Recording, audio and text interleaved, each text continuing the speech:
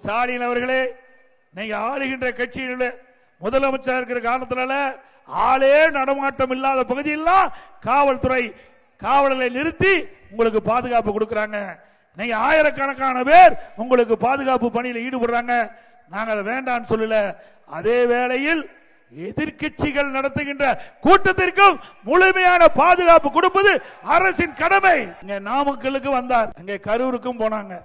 அப்ப முறையான பாதுகாப்பு கொடுக்கப்பட்டிருந்தால் இந்த அசம்பாவத்தை தவிர்த்திருக்கலாம். சரியான முறையிலே சரியான காவலர்கள் போதிய அளவு நியமிக்கப்படாத காரணத்தினாலே இப்படிப்பட்ட நிகழ்வு ஏற்பட்டு விட்டது.